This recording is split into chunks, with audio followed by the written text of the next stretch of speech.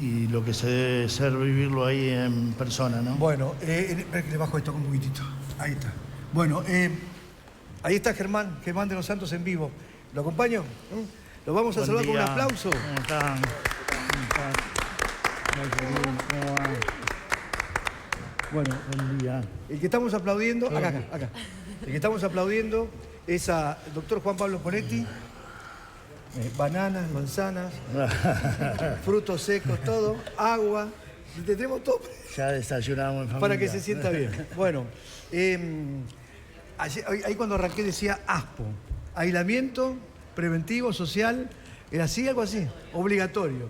Más cerquita acá del micrófono. Por ahí más cerquita. Hace 2 años, sí. 2 años. Y queríamos... ¿Cómo nos escucha Google? ¿Cómo nos escucha el Google? Bueno, y hace 2 años, puntualmente, hablando claramente, hoy a la distancia, ¿pensaba que la magnitud de esto no era algo impensable?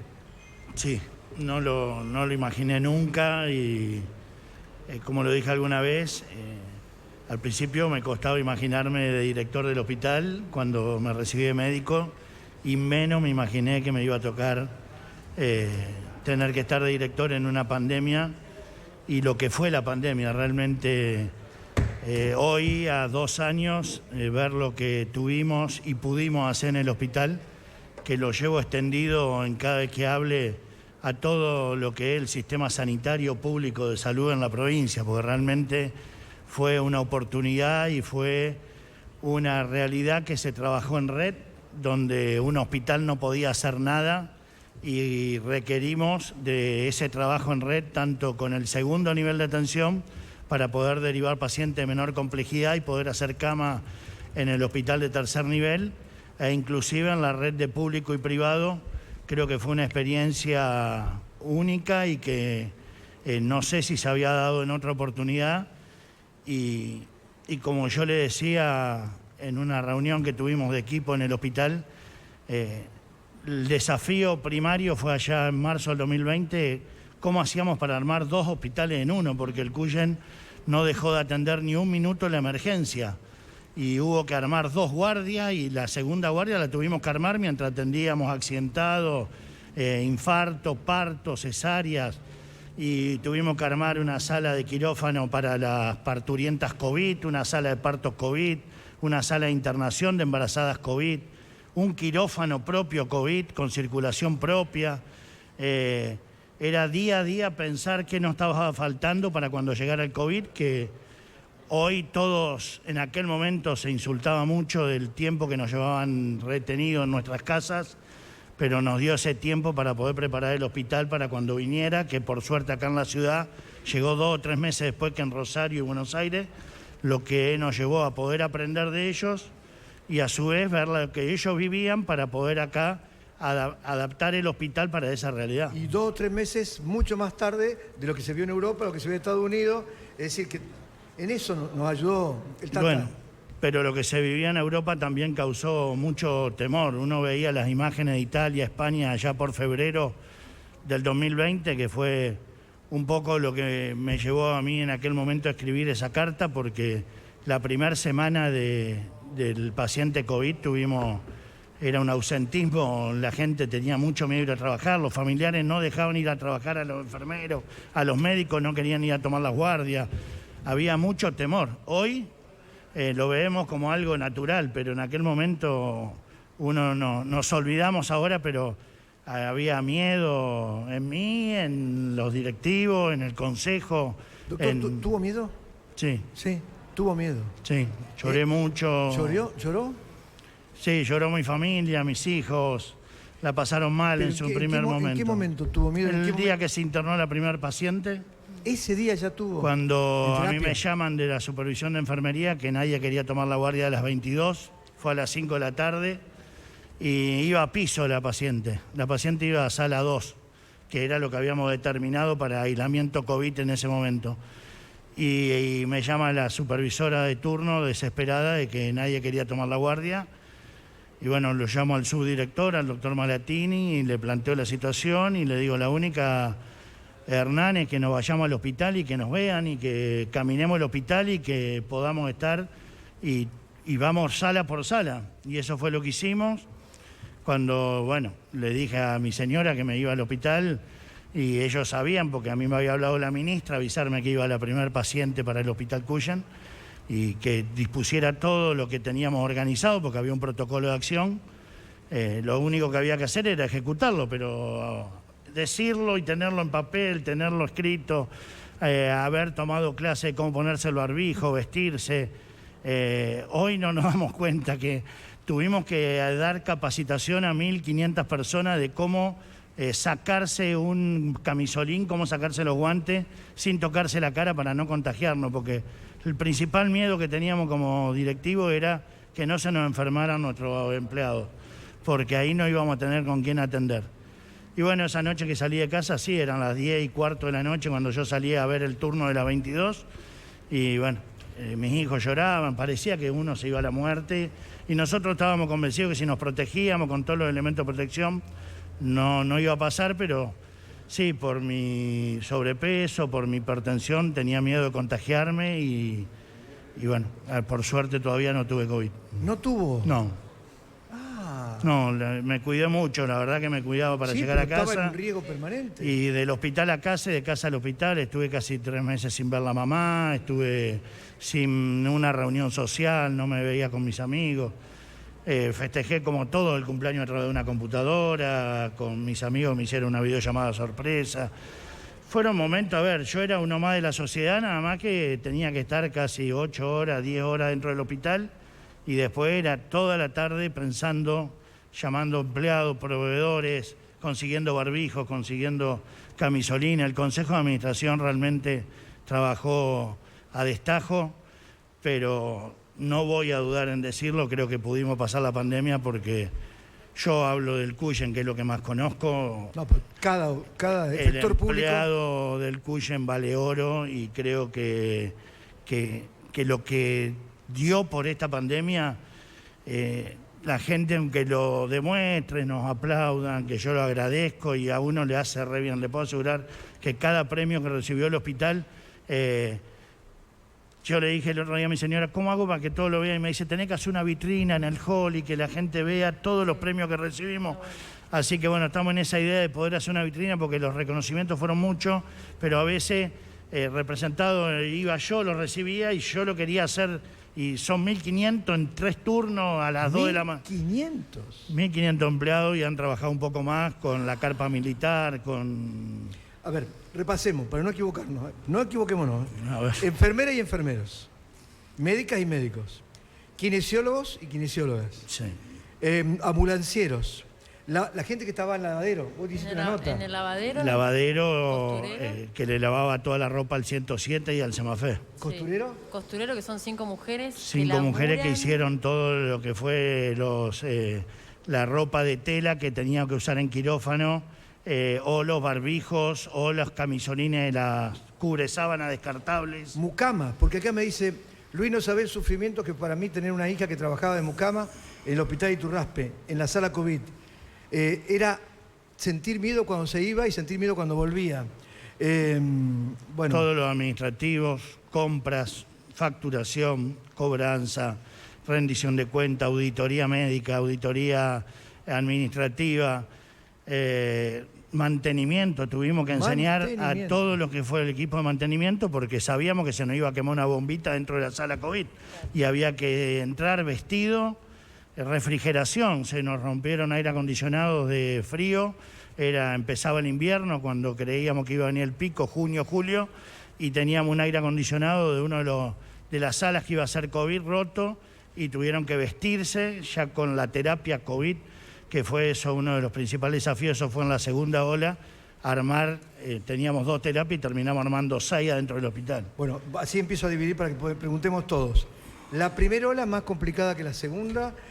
Dejó tanta enseñanza la primera que la segunda no es que fue menor el impacto, pero se sobrellevó de otra manera. ¿Cómo diferenciamos una y la otra? La primera ola fue el desafío de armar 2 hospitales en uno. Seguir atendiendo la urgencia y emergencia sin que se mezcle con el aislamiento COVID. dispusimos 2 salas de aislamiento COVID y una terapia exclusiva para COVID que estaba boxeada. Entonces, cada paciente COVID estaba en su box y se abría únicamente con el equipo de protección. Y dispusimos 2 salas de internación que tenían habitaciones de A2, lo que permitía juntar 2 COVID positivos en la misma cama para que nos dieran las camas. A partir de ahí fue que esperamos de marzo y creo que en septiembre, octubre, empezó acá la primera ola o el primer pico. La segunda ola fue el desafío de armar camas críticas. La segunda ola fue cuando deja de tomar la tercera edad, que ya había empezado a ser vacunada, y empezó a tomar gente joven que realmente la pasaba muy mal y que requerimos mucha más cantidad de camas críticas. Es allí donde tuvimos que disponer y la idea de abrir el hospital militar para poder liberar salas pabellón de salas generales, y en la sala pabellón hicimos una terapia intensiva de 8 camas, sumado a la inauguración de la Sociedad de Beneficencia, que era para una sala general y le hicimos terapia, y a eso le sumamos 8 camas en el Semafé de camas críticas, que fue una internación no COVID y nos permitía liberar los pacientes críticos COVID a las camas no COVID, las mandábamos al Semafé y podíamos internar pacientes COVID. Ese fue el momento más crítico de la pandemia, que fue junio, mayo del 2020. 2021. 2021, Claro. perdón. Los mensajes que están llegando, no se imagina. Podemos leerle algunos Sí. porque, ojo, también esto tiene que ver con la gente del Hospital de Niños que también trabajó. Yo creo que es general, porque si no teníamos segundo nivel de atención no podíamos liberar pacientes. En el segundo nivel de atención también contuvieron lo ambulatorio. Hoy la primera ola la tomamos el público puro, solamente COVID el público, y en la segunda ola ya el privado era todo Santa Fe, tenía COVID, y tuvimos que hacer una red de público y privado y trabajamos todos los directores médicos, público, privado en conjunto. Es decir, yo soy la cara visible, pero atrás hubo un sistema de salud que acá no se vio nunca la imagen que vimos en Italia, en España, que es una salud de primer mundo, y acá gracias al esfuerzo de cada empleado que estuvo en salud, no tuvimos que ver esas imágenes de camillas o respirados en pabellones, en pasillos, ni la lista de muertos apilados afuera en la vereda. Tuvimos momentos muy críticos de ambulancia haciendo cola, del playón de ambulancia del Cuyen que no alcanzaba, de sanatorios abarrotados de guardia que no daban abasto, pero se pudo solucionar. A ver, algunos mensajitos para la gente. Sí, atención, porque hay un montón. Vamos a empezar. Buenos días para todos. Saludos al doctor Juan Pablo Poletti desde San Javier, familia Ojeda. Gracias por su dedicación. Está bueno el reconocimiento también a los centros de salud. Nos dicen por acá. Buen día al equipo. Sí, por eso dijimos. Claro. Bueno, se recuperó el nuevo Iturraspe, el viejo Iturraspe. El viejo Iturraspe. El viejo Iturraspe, la gente, el nuevo Iturraspe, el viejo Iturraspe. El Semafé se hizo internación, que era ambulatorio. El Semafé, el todos los Hospital de primeros Niños. niveles de todos los centros de salud contenían, hasta empezaron a hisopar. En una primera etapa se dijo que no y después tuvieron que hisopar. Todos estuvimos trabajando con COVID, vestidos como astronautas. Acá me dice, por favor, doctor, no nos olvidemos del hospital de cocina, del Bueno. personal de cocina, Realmente. que también de verdad. salía a repartir a salas. También donde- tuvimos que capacitar a la gente que por más eran, porque entraron a las salas COVID, abrían las puertas, dejaban la comida. A ver, si uno... Los técnicos, dice acá también. Que son los que estaban- telefonistas que comunicaban la urgencia para poder internamente, yo creo que no nos vamos técnicos radiólogos, el trabajo que tuvieron que hacer fue tomografistas. Pasamos de casi 100 tomografías por día a 300 tomografías por día. No, Eh, y todos los días. Sí, porque el COVID llevaba el diagnóstico a través, después se empezó a usar la ecografía pulmonar, pero al principio todo paciente había que diagnosticar la neumonía, iba a tomografía. Los técnicos los que son los que estaban sacando sangre con todo el traje de protección de COVID a menos de 1 metro del paciente. Técnico de laboratorio, y no me quiero olvidar de lo importante que fue la concientización de la transfusión de sangre, que con el COVID quedó muy postergada la donación de sangre y salíamos a hacer campaña fuera del hospital, que había que vestirse como COVID para poder lograr transfusiones, porque los accidentados seguían llegando y podía necesitar transfusiones y había poca sangre, ¿no? se vivieron momentos... Bioquímicos, anestesiólogos también. Todo. Vamos nombrando todos porque están todos queriendo... Todo el grupo de residentes. A ver, si yo le cuento hoy que un residente de neurocirugía, de cirugía general, de anatomía patológica, se puso todo ese grupo a disposición de clínica médica a atender COVID. Como no se operaba programado, todas las especialidades pasaron cuando tuvimos el 80% del hospital que era COVID, había más de 250 pacientes COVID internados, entonces todo el grupo de residentes y de staff pasó a depender de clínica médica, eso se decidió en una reunión de jefe de servicio y bueno, y tuvimos la colaboración, ni un conflicto gremial. Quiero agradecer también a los gremios porque realmente en una pandemia de 2 años, donde a las 4 de la tarde se decidía que una sala, íbamos y le decíamos, jefa, Ana, necesito que esta sala a las 6 sea COVID. Y había que armar toda la estructura de descartable, EPP, vestirse, y a las 6 ya estábamos mandando el primer paciente de internación COVID. Nunca tuvimos una queja, nunca tuvimos un paro. Era siempre escuchar un sí, sí, vamos, ¿dónde ayudo? ¿A dónde voy? Y realmente la solidaridad que tuvo el personal de salud es hoy lo que hay que destacar. Estamos haciendo un momento especial para homenajear a todos porque se cumplió ayer 2 años de aquel hecho que marcó, porque el presidente anunció que a partir del 20 de marzo se disponía esto. Este es el homenaje para todos, absolutamente no queda nadie afuera, porque tendríamos que decir también, y lo vamos a marcar, a todos los que trabajaron en los centros vacunatorios. Bueno, eso fue... Lo que hicieron todos. La emoción del primer día que se vacunó el primer médico y enfermero en el Hospital Cuyen fue porque era ver la luz de lo que venía para poder aflojar un poco.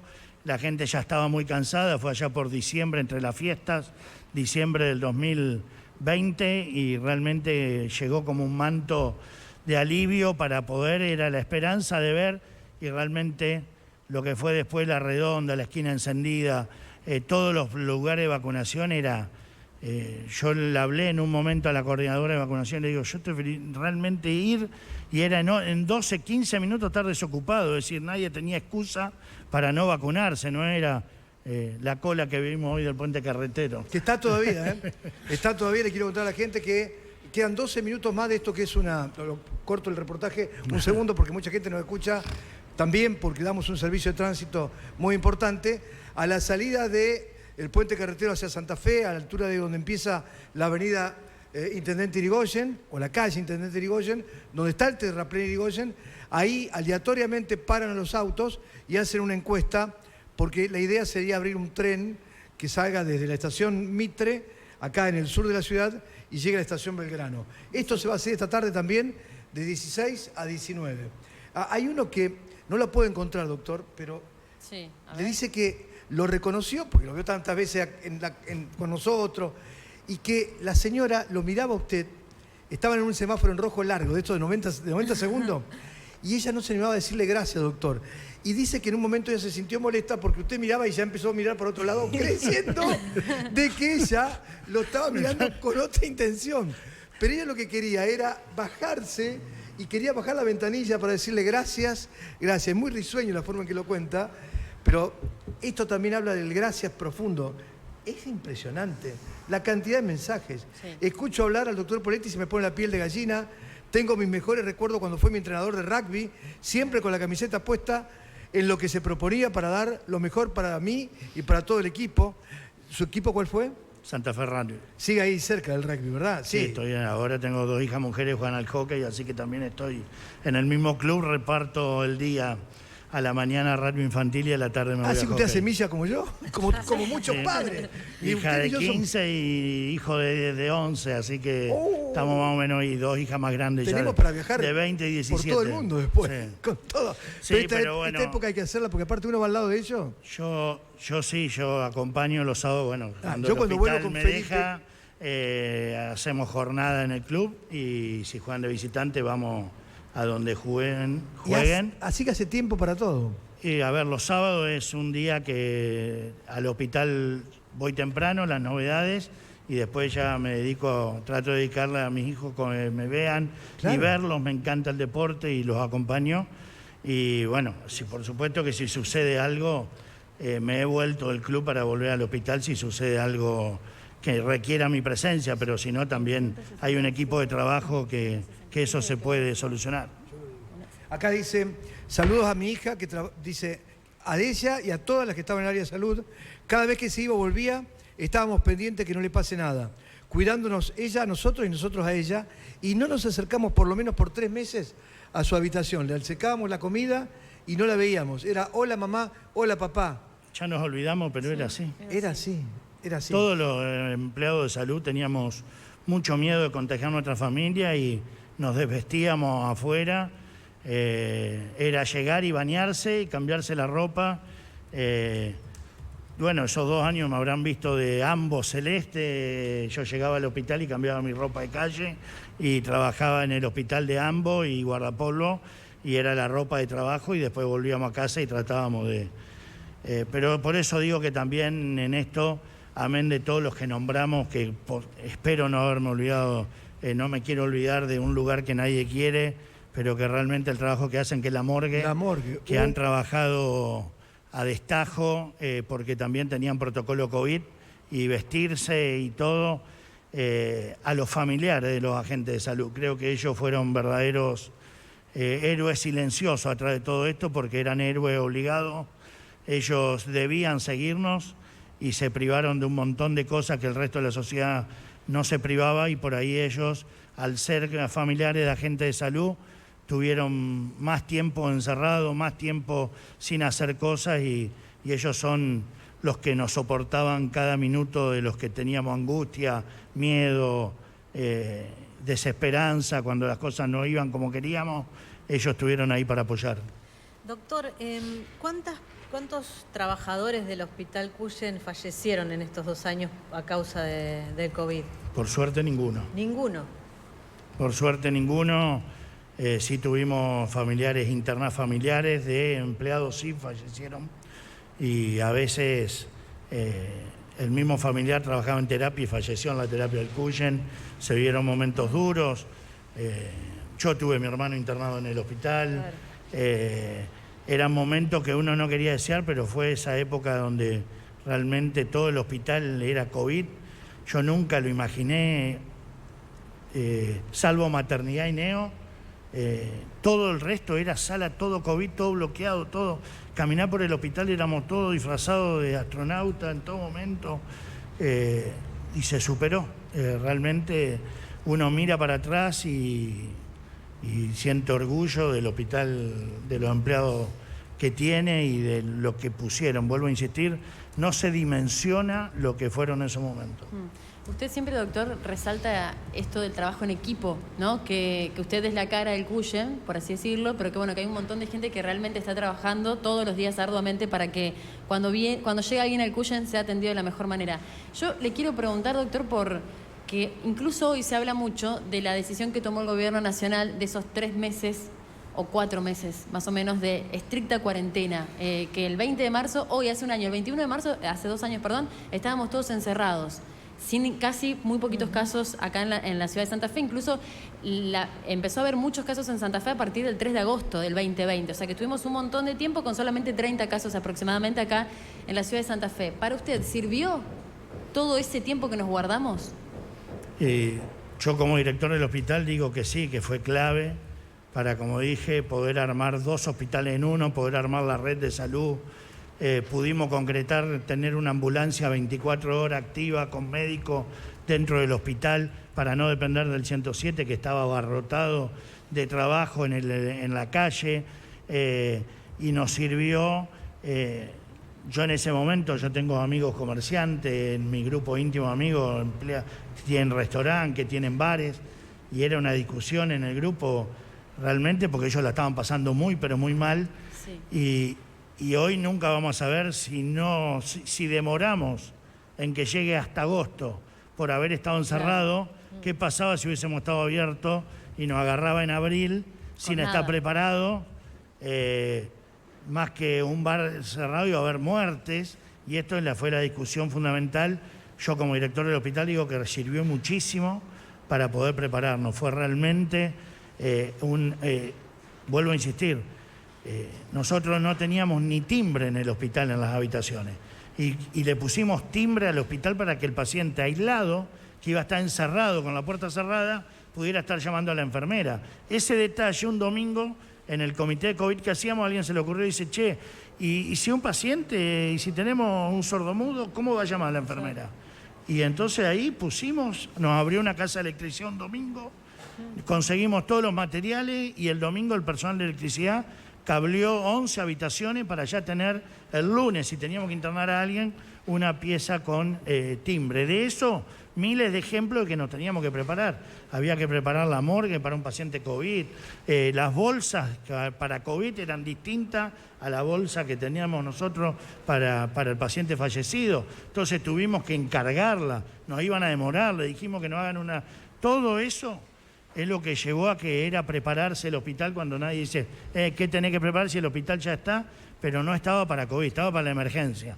Y teníamos que hacer otro hospital paralelo. Creo que fue clave ese tiempo donde los casos eran bajos, pero yo creo que porque nos acordábamos el otro día en mi familia que se podía salir los sábados, a mí, no sé si era por el documento o por la localidad, salíamos los sábados de 3 a 4 y media, era que yo tenía permitido salir a caminar hasta 400 metros de la redonda de mi casa y salimos con mis hijos a caminar, por más que yo salía todos los días a trabajar, mis hijos no, y salíamos y ir a caminar por Avenida Freire y bueno, eso que parecía una locura, creo que sirvió. Ahora, doctor, una cosita, perdón, acabo de recibir un mensaje, alguien de mi familia está en una reunión de padres, en un lugar determinado, un colegio determinado en la ciudad, X. Y digo esto porque me parece muy fuerte. Una persona que estaba allí, X, quiero evitar todo tipo de confusión, dijo, bueno, pero estemos atentos porque dentro de un mes y algunos días, puede ser fin de abril, principio de mayo, mitad de mayo, va a llegar, yo sé que hay una cepa que se llama, es la combinación de Omicron con Delta, versión 2, algo así. Entonces va a ser. Y le comenta a un grupo que quedaron todos paralizados que todo va a cerrarse de nuevo y que la nueva cepa va a ser más letal todavía que las anteriores. ¿Podemos generar esto en la gente? No tengo noticia. Hablé con la ministra el viernes, yo le pregunté, porque había escuchado una declaración de ella de que, pero lo que creemos es que con la vacuna, pero esa declaración... avanzando con ya casi, a mi hijo de 11 años está por llegar el turno para la tercera dosis, claro. Sí. Ya estamos entre 2 y 13 años con la tercera dosis, más de 60 ya están con la cuarta, según si tengan Sinopharm o hasta... creo que sí va a venir me confirmó la ministra que esperan a nivel nacional que venga un nuevo brote fines de abril, principio de mayo, pero que va a ser como fue la de fin de año, donde tuvimos muy pocas internaciones. Tuvimos mucho contagio y poca internación. Que sature el sistema de salud, terapia no, en ningún momento tuvimos. Sí, lo que tenemos ahora en el hospital, que es la falta de cama, es porque estamos conviviendo. Cuando se produce un brote que requiere 15, 20 internaciones, tenemos a su vez las 15, 20 internaciones de la patología de tener la ciudad abierta. 11 accidentes por día, 2 heridos, 3 heridos, el infarto, el ACV y le sumás 10 de COVID, es donde ahí el hospital se pone a tope, pero que vaya a haber un brote como grave como fue en mayo, junio del 2021, por el momento no lo tenemos en pensamiento en el Ministerio. Y cuando habló con la doctora, porque yo fue un tema que planteé acá, Jerry le hace una nota al doctor Luis Cámara, un sábado, y el doctor le dijo claramente que no íbamos a tener, que habíamos pasado ya un paso pandémico. Esa nota, perdón, porque se la hizo Facu y José. Esa nota perdón, de lo o sea, que no iba a ser más como una pandemia. Que era endémico. Claro.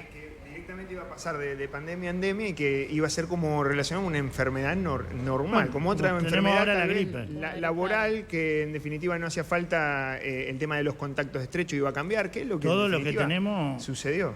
Ahora tenemos conocidos con gripe y muy pocos internados por gripe. Esto es un poco lo que va a empezar si seguimos vacunando.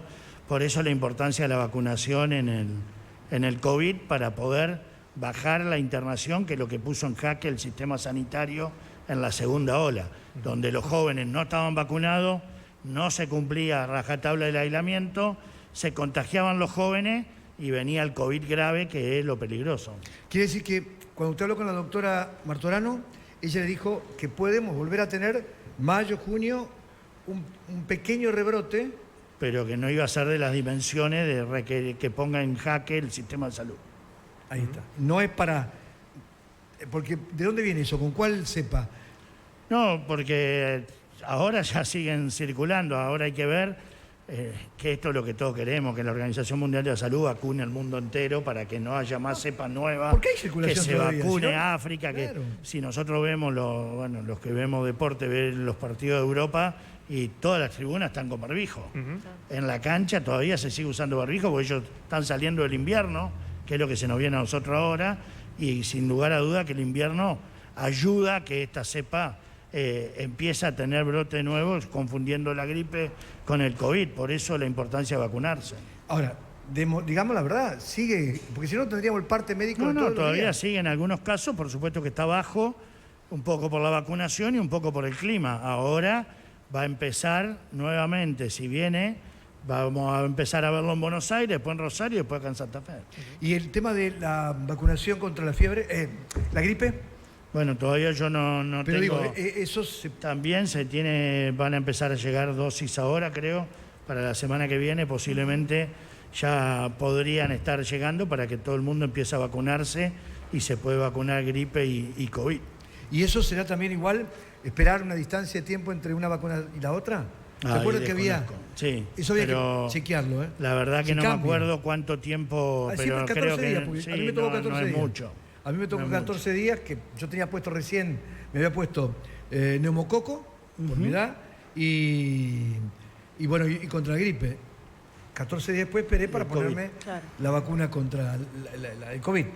Ahora, Eh, en esta tercera ola lo que sucedía muchas veces era lo siguiente, tal vez ingresaban al hospital por una causa particular que no tenía nada que ver con el COVID y resulta que en definitiva era COVID positivo. ¿Cómo se gestionaba eso también en esto de tener 2 hospitales en uno? Y bueno, fue la tercera ola fue ese el desafío, de poder dimensionar el COVID dentro de una patología común para no meterlo dentro de un pabellón del hospital. Nosotros todavía teníamos salas pabellones y el miedo más grande era que un COVID pudiera estar adentro de un pabellón y pudiera contagiar en su internación adentro del hospital y entonces los pacientes se contagiaran dentro del hospital. Esto se pudo evitar gracias a una pesquisa en el interrogatorio al ingreso. Dispusimos mucha más atención en el triage. Claro. Se hacía el triage sobre la posibilidad de, doy un ejemplo, un paciente con una apendicitis. Bueno, pero la apendicitis cuando es un ingreso común, dolor de panza, vómito, fiebre, se opera apendicitis y se soluciona el problema. Acá nosotros pesquisábamos sobre tos, rinitis, dolor de garganta, por más que sabíamos que tenía una apendicitis, si era necesario, había sospecha, se hacía radiografía o tomografía de tórax y si se diagnosticaba un COVID concomitante a la apendicitis, se aislaba en sala COVID, se operaba en protocolo COVID, quirófano COVID, salía y se iba de alta a cumplir su aislamiento en su casa como COVID positivo, más allá del cuadro que le tocó. Esto lo tuvimos con parturienta, con cesárea, y bueno, fue lo más difícil de la tercera ¿Era ola. la diferencia de con COVID o por COVID? Claro, Que usted tal la había cual. planteado. No teníamos ingresos por neumonía Claro. grave, muy poco, Pero salvo sí en con- pacientes no vacunados. Pero sí teníamos pacientes con otra patología Que venían con con COVID. COVID. Acá me dicen, bueno, de otras patologías. Dice, fui operado de un tumor cerebral en el Cuyen, tomaron todas las medidas para salvar mi vida, hicieron todo para no contagiarme de COVID y hoy estoy recuperándome tranquilamente en casa. yo no puedo decir más que 1000 gracias a toda la gente del Cuyen. De esto hay montones, ¿eh? ¿Cuándo empiezan las cirugías programadas? Preguntan acá. Ya empezaron, lo que pasa es que estamos con muchos pacientes internados con cirugía programada que se le está dando prioridad y después de eso se va a empezar a llamar a la gente que está en domicilio esperando cirugía programada, pero hoy ya están trabajando los 7 quirófanos en forma simultánea a la mañana. Bueno, sé que se tiene que ir, así que hacemos las últimas preguntas y le vamos a regalar una foto que nos acaban de mandar recién. Esperemos que empezamos por la última parte. No, simplemente usted habló, me quedó esa imagen, tratando de imaginar cómo era esos momentos tan humanos, ¿no? Dentro del Hospital Cuyen, dentro de lo profesional, que es cuando vos te encontrás con un familiar tuyo al borde de la muerte en una pandemia donde muy poco se sabe, ¿no? Y cómo los impactó a ustedes también, a la parte humana eso. Creo que fue lo más duro que nos llevó a todos los que tuvimos algún familiar directo en una situación de gravedad o semigravedad, poder imaginarnos, porque vimos también muertes, vimos cómo pasaban en días, pasaban de estar en sala, pasaban a terapia, de pasar a estar con máscara de oxígeno al respirador y a los 5 días te enteraba que había fallecido. La evolución entre estar hablando y estar fallecido eran cortos días que realmente se vivían con una angustia tremenda. Yo cuando mi hermano estuvo 10 días en el hospital y realmente cuando yo iba todos los días a verlo mañana y tarde, iba a hablar con los médicos y la sala de clínica, bueno, voy a contar una intimidad total, tiene un pizarrón donde en el pizarrón se ponía la lista de los que iban al triage. Al triage se llamaba entre estar en clínica o estar en terapia. Entonces esos 4 o 5 nombres que estaban ahí eran evaluados por los médicos de terapia para ver si ingresaban a terapia o si permanecían en sala en base a laboratorio, tomografía, estudios. Y un día llegué a las 6 de la tarde y veo el nombre de mi hermano en el pizarrón, lo que me alarmó mucho, me dio mucho temor. Después no pasó a terapia, por suerte quedó en piso. Y entonces cuando salió le propuse hacer un meet, una reunión virtual con mis otros 6 hermanos para que nos cuente la experiencia, que yo también quería ver de un paciente. Le dije, quiero la verdad para ver qué tenemos para mejorar, qué sufriste, qué nos falta, qué tenemos, porque... Y me emocionó mucho que mi hermano lo primero que me dijo, yo lo que más me acuerdo, lo que más valoro, lo que no me voy a olvidar en la vida, a las 3:30 de la mañana que entraba el enfermero y me tapaba. Y a mí me quedó eso como lo más sensible del COVID. Un enfermero que lo único que hacía era, tapando a un paciente, le daba la tranquilidad de que estaba cuidado. Claro. Mi hermano lo que sabía que a esa hora se podía ir a dormir, de que el enfermero estaba atento a lo que le podía pasar. Y era ese gesto. Podría haber hablado de la comida, podría haber hablado del kinesiólogo, del tomografista, del estudio que le hicieron. No, él se acordó toda la noche un enfermero que a las 3:30 de la mañana lo tapaba. Y ese gesto que tiene la enfermería propiamente dicha, que realmente esa vocación de cuidar, es mucho más que el oxígeno, que la droga, que era el gesto de decir, tranquilo, dormite, que yo estoy al lado tuyo. Qué fuerte.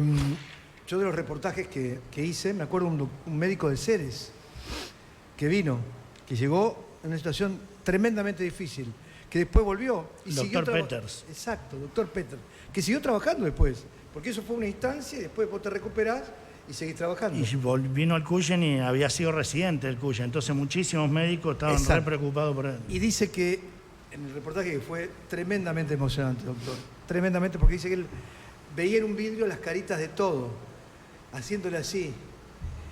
Y eso vos estás solo, y decís, cuando llega la noche y se apaga la luz porque tenés que descansar, cerrás los ojos y a veces si podías dormir, no sabías si te ibas a despertar. Escuchar los relatos de esas personas... Durísimo. Es durísimo, doctor, lo que se vivió. A ver, mucha gente perdió sus seres queridos, mucha gente no pudo despedirlo. Queremos recordar en este homenaje que estamos haciendo, porque ayer se cumplieron 2 años, a los que no tuvieron la oportunidad de despedirlos. Porque era tal hermético todo, que simplemente era un cajón que se cerraba y vos no tuviste ni siquiera la oportunidad de decirle hola. O si no, otros casos, que también hay que recordar, el celular con una videollamada, como la última videollamada, doctor. Sí. La última videollamada, eso es en terapia se empezó a usar y bueno... angustiante ese momento Tuvo diciendo... que trabajar mucho el comité de bioética también en el hospital acerca de eso. Y bueno, de los momentos más emotivos fue cuando pasó el cortejo del director del COVEM. Del COVEN, Ramón. recordémoslo. De Ramón, casi medio hospital salió a Avenida Freire a acompañar el cortejo y fue realmente porque era el miedo de tener que estar ahí, de ser un Ramón más. Bueno, insisto, este reportaje fue hecho en el nombre del doctor Juan Pablo Poletti, a todos, pero no queda un efector público, nombro como efector público para que nadie quede diferenciado de categoría, para todos y todas las que participaron, no nombro cada uno de los que ya nombramos porque si no volvemos a equivocarnos, y le dejamos este recuerdo. La familia Quirós manda esta foto. Dice que está su papá ahí. Ahí está. ¿Está abajo? Puede ser que está... El más parecido a mí, el medio de ¿El tercero de camisa camisa blanca? Sí. ¿Se podrá acordar de qué época es? ¿Dónde será esto? No conozco, Le preguntamos a la familia Quirós. Sí. pero ¿Quiere- así era el viejo. ¿Quiere llevársela? Con ¿De una recuerdo? sonrisa, sí. ¿Se la vamos a mandar a su WhatsApp? Sí, me acompañó mucho papá cada noche, le pedía mucho a él. Y Un gran médico, un gran tipo y lo que más tenía era un médico muy humano. Así que toda la noche creo que le pedía a él que me ilumine para tomar las decisiones. Y la carta no la podemos encontrar, que yo me quiero ir con el audio. Se me ocurrió que qué mejor sería la carta que leyó el doctor. Hay un día, tiene que estar en la web como la carta del doctor Poletti. Me gustaría irme con eso, porque ya el doctor se tiene que ir. Te necesito. ¿No trabajo al pie el sonido, la grabación? Sí. Ahí está. Bueno, viste que la producción trabaja rápido. Vamos rapidito a Ponemos colocarlo. Desde acá, chicos, desde mi De acá, compu. ¿eh? ¿Se quiere escuchar, doctor? Póngase los auriculares. Nos vamos a ir con esto, con este homenaje. Te necesito, dice. A ver si lo podemos colocar. Ustedes me dan el ok. Si no, espero un minuto más, tenemos una pregunta por hacer. Está corriendo. Lo colocamos. Es una manera de emocionarse, de recordar. Es un texto que nació ¿dónde, doctor? ¿En qué lugar? En mi casa, a las 5 menos cuarto de la mañana de uno de esos días que no podía dormir y bueno, yo le escribí a mamá y a papá varias poesías y en ese momento se me ocurrió que los empleados del hospital necesitaban algo porque estaban con miedo y por eso se me ocurrió esto. Bueno, qué mejor que terminar este homenaje a 2 años de la pandemia, hecho para todos, efectores públicos y centros vacunatorios, también para ellos. Y el 0800, que me estaba olvidando, pará, menos mal que me acordé, menos Excelente. mal. Los chicos del 0800, chicas y chicos, ay, no me lo hubiera perdonado si terminaba este reportaje tremendo. sin olvidarme. Menos mal que y lo digo de corazón, hay tanta gente a quien agradecer, a la gente que estuvo en el teléfono, porque estuvieron 24 horas bancándose de todo, desesperación, angustia. Respóndame, por favor, era que la gente estaba angustiada. Sí. Así que menos mal que nos acordamos, doctor. ¿Me va a llevar como secretario? Pero con todo gusto. Bueno. Si quiere le regalo la dirección. y conduce usted, ahora vengo. Bueno, escúchese, y con esto terminamos. El homenaje a todas y todos los que tuvieron en tiempo de pandemia, 2 años ayer, y este Te Necesito, leído por el propio doctor Juan Pablo Poletti. Te necesito, hoy te hablo a vos, querido equipo de salud. Hoy está por empezar el partido más importante de nuestra vida como sociedad y es ahí donde necesito que este partido, vos, lo juegues de titular. Más que nunca te necesito en la cancha, en la trinchera, poniendo el cuerpo como siempre lo hiciste. Hoy necesito que dejes tus miedos de lado y que confíes en que te vamos a cuidar, en que vamos a estar codo a codo peleando en esta batalla. Nadie se puede quedar afuera. Los necesitamos a todos. Hoy más que nunca hay que ponerse ese traje de héroe que nos identifica y hace honor al mismo. No nos podemos quedar en el banco de suplentes. no podemos acusar lesión, no nos hagamos sacar la roja para no poder jugar este partido, sino por el contrario, pongámonos la cinta de capitán, pidamos la pelota y hagamos frente a este momento. Y no solo te necesito ahí, sino que además lo hagamos con una sonrisa, que cuando el cansancio nos quiera ganar, apretemos los dientes debajo de ese barbijo y pensemos en cada uno de nuestros seres queridos y sigamos luchando por ellos, con el orgullo de saber que estamos ahí jugando este partido por cada uno de los santafesinos que nos necesitan. Por todo esto es que te digo, te necesito. Quiero pelear codo a codo con vos esta batalla. Quiero que sepas que estoy orgulloso de pertenecer a este equipo de salud y a pesar de no poder abrazarnos, al concluir nos daremos cada uno la sonrisa más grande de satisfacción por el deber cumplido, con la tranquilidad de poder volver a casa y que no solo nuestra familia, sino la sociedad entera estará orgullosa de cada uno de nosotros porque podremos ir al súper, a la verdulería, al almacén y decir que uno jugó ese partido y allí estaremos con el cansancio que nos pueda quedar en el cuerpo, pero con el honor y la grandeza en el alma. No me dejé solo, te necesito. No me dejé solo, te necesito. Y no lo dejó nadie solo a él, ni a los directores de otros efectores públicos, y no se dejaron solo tampoco entre ellos, que se alentaron, cada uno en lo que tenía que hacer, a todos y a todas, desde el sincero, desde el corazón, desde lo más profundo, a todos los medios de comunicación. Empiezo por lo que es nuestro, pero lo amplío para todos los medios de comunicación que le pusieron la garra de estar informando todos los días. No hago la alusión solamente a uno, sino a todos, creo que también colaboraron desde algún rincón en esta historia. La emoción de cada mensaje, le prometemos, doctor, juntarlo, va a llevar un largo tiempo. ¿Sabe para qué? Por si a lo mejor, después de todo esto, los imprime o los coloca y se los da, o los coloca en algún lugar, en algún transparente, como se decía antes.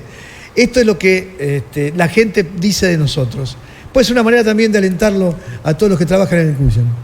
Tal cual. Yo agradezco muchísimo porque es revivir toda esa época, todos esos momentos que fueron realmente duros y hoy agradezco y por eso dije, si tuviera que volver a escribir esa carta iría no el te necesito, sino el gracias. Realmente no hubo uno que no estuviera a la altura de lo que se necesitó y por eso yo soy el agradecido a cada personal de salud de la provincia de Santa Fe. Señores, vamos a despedir como se merece a él, no, a toda la gente de salud, a toda la gente de salud, toda, de todas partes.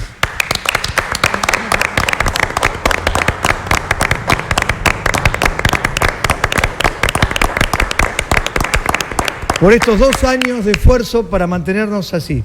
Pausa, volvemos enseguida. Gracias, Luis. Un gran gusto. Nos encontramos en un ratito. El Cushen, el carretero sigue complicado. Bueno, el Cushen también. El Cushen también. El Cushen también. El carretero, vamos a tomar contacto después de las noticias con nuestro móvil para saber. Yo creo que ya terminó la. Ya está Nacho, pero hubo algún inconveniente en el tránsito. Porque hubo un choque, sí. Un accidente. Está Nacho después del corte. Dale, ¿lo tenés a Nacho ya? ¿Listo? O bueno, vamos después. ¿Está o no está? Por audio.